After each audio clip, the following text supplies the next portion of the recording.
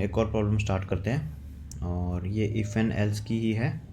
इसमें हमें 3 लोगों की एज निकालनी है और तीनों में से जो सबसे ओल्डेस्ट है एंड सबसे यंगेस्ट है, हम इन दोनों की एज निकालेंगे।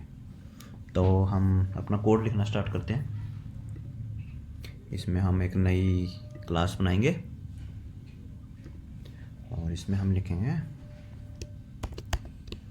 इफ़ एल्स प्रॉब्लम और इसको टिक किया, फिनिश। ये आ गया। अब हमें सबसे पहले 3 लोगों की एज, हमारी जो प्रॉब्लम है वो समझिए, उसमें 3 लोगों की एज है। सबसे छोटी एज निकालनी है और सबसे बड़ी एज निकालनी है। तो सबसे पहले हम क्या लेंगे, int person 1 equals let's say 24, int person 2 let's say equal 35, तीसरे फिर इंटीजर पर्सन 3 लेट्स से 12। इन 3 लोगों की एज आ गई। अब हमें कंपेयर करना है, तो सबसे पहले लगाएंगे इफ़ लॉजिक। क्या लॉजिक लगाएंगे, पर्सन 1 की एज अगर बड़ी है पर्सन 2 से, अगर तो पर्सन 1 की एज सब बड़ी है 2 से, तो पर्सन 1 2 बाहर हो गया, अब सिर्फ पर्सन 1 रह गया और पर्सन 3 रह गया। तो हम इनको कंपेयर कर लेंगे। एफ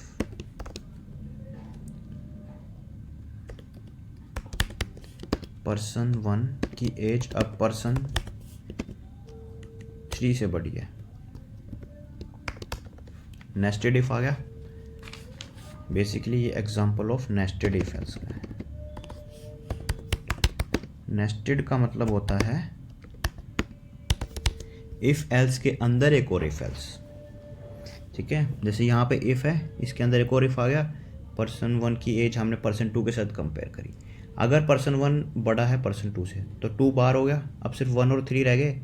फिर इसका हमने कंपैरिजन कर लिया अंदर इसका 1 एंड 3 का। अगर 1 इससे भी बड़ा है तो हम प्रिंट कर देंगे कि system dot out dot println कि पर्सन 1 इज द ओल्डेस्ट। ठीक है, और इसमें हम उसकी एज भी प्रिंट करा देंगे। अब अगर पर्सन 1 पर्सन 2 से बड़ा है तो पर्सन 2 बाहर हो गया। अब पर्सन 1 एंड पर्सन 3 का कंपैरिजन हुआ। पर्सन 1 बड़ा है तो पर्सन 1 सबसे बड़ा है, लेकिन अगर यहाँ पे फेल हो जाता है, पर्सन 1 और पर्सन 3 से छोटा है, तो इसका मतलब पर्सन 3 सबसे बड़ा है। तो हम यहाँ पे लिखेंगे एल्स, इफ़ के अंदर ही, इस इफ़ के अंदर एल्स इसमें आएगा system dot out dot println. इसमें हम लिखेंगे person 3 is the oldest person 3। ठीक है, यहाँ तक लॉजिक बिल्डअप हो गया हमारा कि हमने पर्सन 1 को पर्सन 2 के साथ कंपेयर किया। अगर पर्सन 1 सही है तो पर्सन 1 एंड पर्सन 3 का कंपेयर किया, तो उसमें पर्सन 1 बड़ा है तो पर्सन 1 आ जाएगा। और अगर थर्ड पर्सन अगर फेल होता है, थर्ड पर्सन सबसे बड़ा है, तो ये हो गया। ये तो एक केस है जब पर्सन 1 एंड 2 का कंपैरिजन हुआ। अगर 1 एंड 2 में 2 बड़ा हुआ तो हम क्या करेंगे, फिर हम लिखेंगे एल्स इफ। अब इसमें लिखेंगे person 2 is greater than person 3। Else if में क्या हुआ कि 1 एंड 2 में से 2 बड़ा निकल आया, तो ये सारा का सारा कोड स्किप हो जाएगा। फिर यहाँ पे आएगा, यहाँ पे चेक करेगा पर्सन 2 एंड पर्सन 3। अगर, क्योंकि अब पर्सन 1 तो बाहर हो गया, अब 2 और 3 का कंपैरिजन, अगर 2 बड़ा है तो मतलब पर्सन 2 सबसे बड़ा है। तो हम क्या लिखेंगे, system dot out dot println person 2 is the oldest, right, person 2। ये यहाँ तक लॉजिक बिल्डअप हो गया आपका कि पर्सन 1 एंड पर्सन 2 का कंपैरिजन हुआ, उन दोनों में से अगर पर्सन 2 बड़ा है तो पर्सन 2 1 बार हो गया, 2 एंड 3 का कंपैरिजन है, उसमें अगर 2 बड़ा है तो 2 बड़ा हो जाएगा। लेकिन अगर ये कंडीशन भी फेल होगी तो इसका मतलब क्या है, एल्स। एल्स का मतलब system dot out dot println person 3 is the oldest. सबसे बड़ा कौन है, पर्सन 3, राइट। अब हम इसको रन करके देखते हैं। पर्सन 2 इज द ओल्डेस्ट क्योंकि उसकी 35 एज है। अब हम इसको 112 करें तो अगर हम इसको रन करके देखें, पर्सन 3 इज द ओल्डेस्ट। अगर हम इसको 12 ही रहने दें और इसको 54 कर दें तो 54 आ गया, पर्सन 1 इज द ओल्डेस्ट। इस तरीके से ये सारी मैच हो रही है। कैसे मैच हो रही है, पहले पर्सन 1 एंड पर्सन 2 का कंपैरिजन हुआ।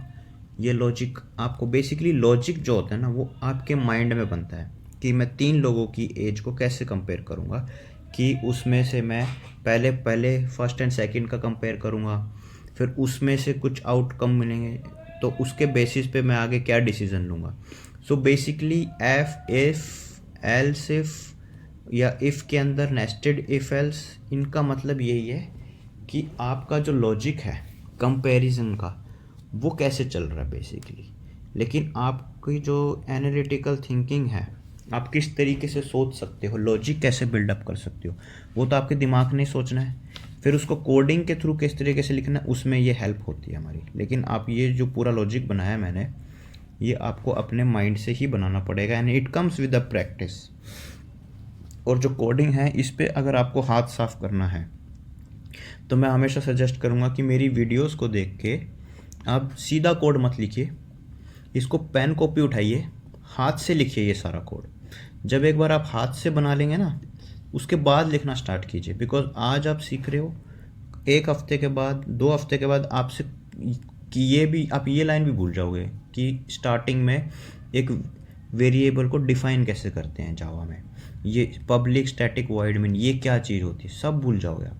तो बहुत इंपॉर्टेंट है कि जितने भी प्रोग्राम आगे हम रन करेंगे, जितने भी प्रोग्राम हम लिखेंगे, सारे के सारे आपको पहले पेन कॉपी से हाथ से यूजिंग पेन अपनी कॉपी में लिखिए, फिर उसके बाद एक्लिप्स में लिखिए, तब जाके आपके कॉन्सेप्ट क्लियर होंगे। Because that is how I started. अगर आप ये समझते हैं कि ये ट्यूटोरियल्स देखने से और सिर्फ एक्लिप्स पे जाके टाइप करने से आप एक कोडर बन जाएंगे बहुत बड़े और आप बहुत कूल लगेंगे, तो ऐसा नहीं होने वाला। आपको मेहनत करनी ही पड़ेगी, लॉजिक अपने माइंड में बनाना ही पड़ेगा, और पेन कॉपी से ये सारा का सारा आपको लिखना आना चाहिए। कहाँ इफ़ लगेगा, कहाँ एल्स इफ़ लगेगा, इफ़ के अंदर भी क्या कंडीशन लगेगी, उसके बाद फिर आप यहाँ पे लिखना स्टार्ट कीजिएगा। Because it's all about practice. Understanding a topic is a different thing. ये जो आपको जो ट्यूटोरियल्स दिए जा रहे हैं, ये सिर्फ अंडरस्टैंडिंग पॉइंट ऑफ व्यूज़ हैं कि आप चीज़ों को अंडरस्टैंड करें। लेकिन याद रखिए, सिर्फ देखने से ही किसी को आप स्विमिंग नहीं सीख सकते। स्विमिंग सीखने के लिए आपको प्रैक्टिस करनी पड़ेगी, तो आपको चीज़ें और कॉन्सेप्ट समझ में आ जाएंगी। लेकिन the more you practice the more better in terms of coding आप बनोगे। तो ये सारी चीज़ें थी, इसका लॉजिक आपको समझ में आया। अगर डायग्राम बना के दिखाना तो इसका डायग्राम भी बना लेते हैं, एक बार देख लेते हैं कैसे बनेगा फ्लो डायग्राम। तो फ्लो डायग्राम में 3 लोग हैं, ए बी एंड सी, ठीक है। इन तीनों की एज है, इनको लिख देते हैं ए, यहाँ पे लिख देते हैं बी और यहाँ पे लिख देते हैं सी। तो सबसे पहले क्या हो रहा है, ए एंड बी का कंपैरिजन हो रहा है। अगर इसमें ए बड़ा है तो ए एंड सी का कंपैरिजन हो रहा है, और इसमें अगर इसमें भी ए बड़ा है तो आउटकम क्या आएगा, ए, अदरवाइज आउटकम क्या आएगा, सी। ये क्या हो रहा है, A is greater than B, और यहाँ पे हो रहा है A is greater than C. ठीक है, इसका मतलब यस, अगर ये कंडीशन मेट हो रही है तो। उसके बाद हम और आगे क्या लिखेंगे, अगर ए ग्रेटर देन बी नहीं है तो हम क्या करेंगे, फिर हम आगे इधर जाएंगे, इधर हम कंपैरिजन करेंगे बी एंड सी का, बी ग्रेटर देन सी। अब अगर B और C के कंपैरिजन करेंगे तो इसमें अगर B बड़ा है तो हम डिक्लेयर कर देंगे आंसर इज B। अगर इसमें C, अगर ये कंडीशन फेल हो जाती है, लेट्स से अगर ये राइट हो गई, अगर ये कंडीशन फेल हो जाती है, लेट्स से ये कंडीशन फेल हो गई है, तो हम यहाँ पे लिखेंगे C बड़ा है। ये पूरा का पूरा फ्लो डायग्राम है। तो ये जो चीज़ है ना, ये आपके माइंड में ये जो लॉजिक है, दिस इज लॉजिक, ये आपको अपने दिमाग में बनाना है। और जब आपको ये बनाना आ जाएगा ना, ये सारी चीज़, तब उसके बेसिस पे आप इफ़ एल्स के ऊपर खेलोगे कि इफ़ एल्स, फिर इफ़ के अंदर फिर इफ़ एल्स, और उसके बेसिस पे डिसीजन ले लेंगे। इफ़ एल्स, अगर इफ़ एल्स ये फेल हो गया तो यहाँ पे एल्स इफ आ जाएगा, उसके बेसिस पे डिसीजन ले लेंगे। तो इस तरीके से आपको चीज़ों को आना चाहिए। तो इसको बंद कर देते हैं आप, don't save.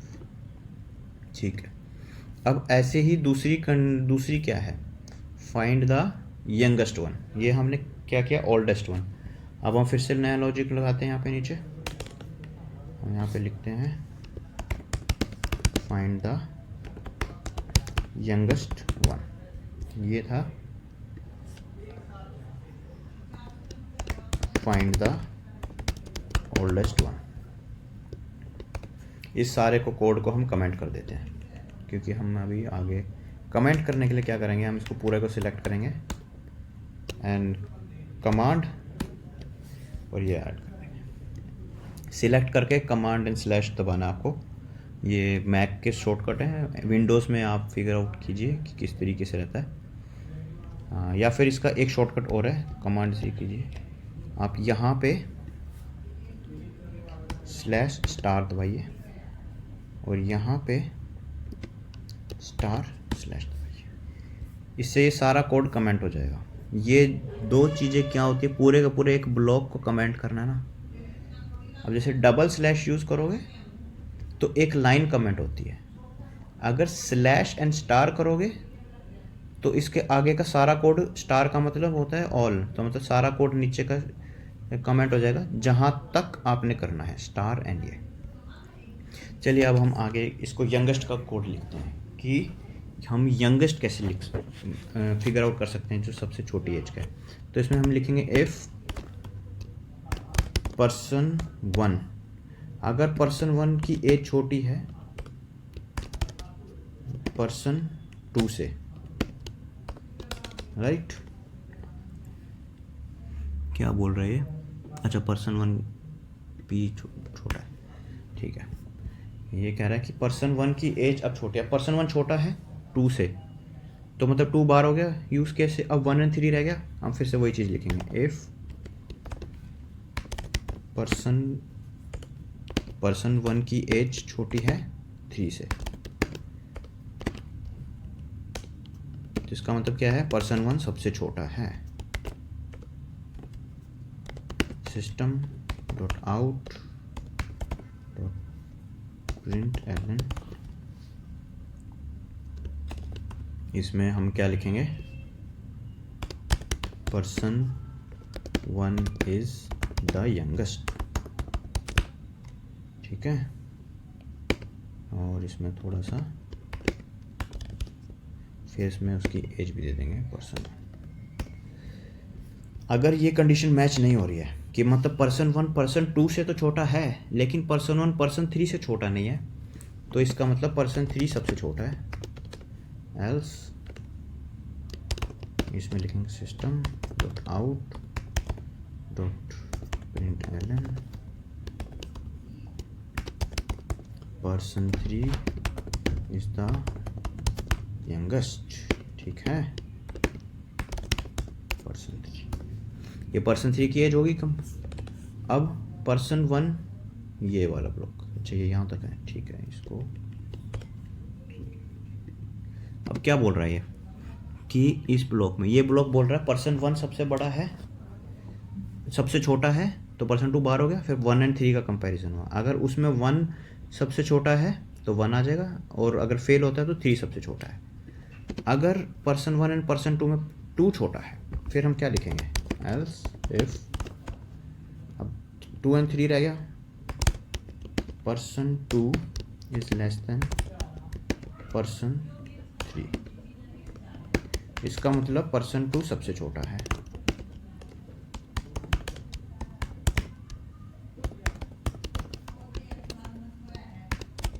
Person 2 sorry, person, क्योंकि पर्सन 2 और पर्सन टी से भी छोटा है, तो पर्सन 2 सबसे बड़ा छोटा होगा, is the youngest.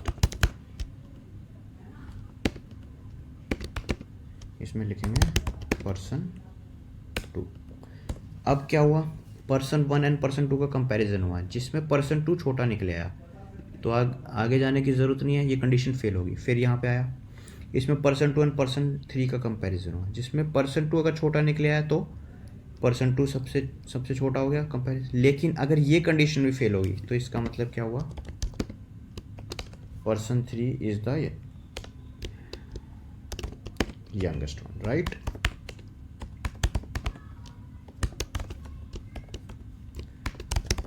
Person 3 is the youngest.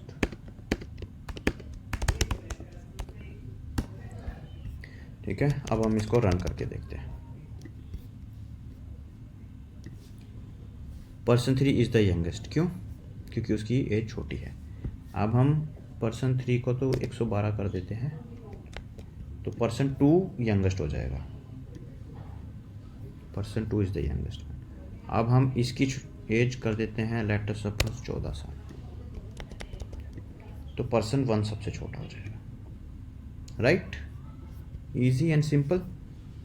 ये यंगेस्ट वन का कोड है, ये इसका कोड है, और इस कोड को मैं, अगर आप प्रैक्टिस करना चाहते तो उस नोट्स में मैं ऐड कर दूंगा। Don't worry guys.